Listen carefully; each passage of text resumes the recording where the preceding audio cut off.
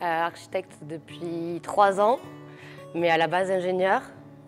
Du coup, j'ai fait un double cursus organisé par l'INSA de Toulouse et l'ENSA de Toulouse, donc l'Institut national des sciences appliquées et l'école d'architecture de Toulouse, qui m'a permis du coup de mener en parallèle sur une partie de mon cursus ces 2 écoles et d'avoir du coup une double casquette aujourd'hui que j'utilise au quotidien dans mon métier d'architecte.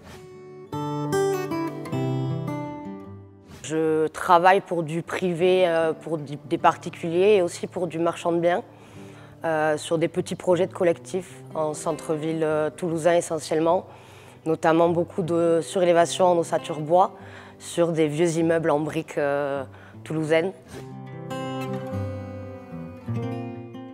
C'est pas incompatible et c'est plutôt même... Il y a les 2 aspects. Il y a des fois où c'est problématique, il y a des fois où les gens ont effectivement au premier abord une vision en disant c'est une fille qui va me donner des ordres, je suis pas sûre de vouloir. En plus, moi j'ai un nom qui porte à confusion. Il y a des fois où j'arrive sur un chantier et les gens s'attendent à voir Benoît. Et quand je leur dis non, en fait c'est Margot, ils sont des fois un peu surpris, mais assez rapidement, quand ils voient que la démarche, déjà, je ne suis pas là pour donner des ordres, je suis là pour qu'on réalise ensemble un projet et leur donner, moi, les dessins et les éléments pour qu'eux fassent bien leur travail. Je ne suis pas là pour faire la police sur un chantier, ils le comprennent assez rapidement. Du coup, assez rapidement, ça se passe bien.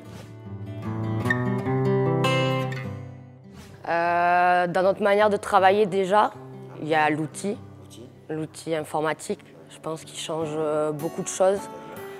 Tout ce qui est 3D, au-delà du dessin, moi je sais que je travaille beaucoup sur la 3D, notamment avec les particuliers qui ne sont pas forcément habitués à lire des plans. Dès le départ, je travaille en volume, tout ce qui est coupe et tout ça est issu du modèle 3D. Effectivement, après, via le BIM et tout ça, on travaille beaucoup comme ça. Et ça permet aux clients effectivement, de se projeter beaucoup plus facilement. Alors, mon dernier gros voyage, c'est la Jordanie, en novembre dernier.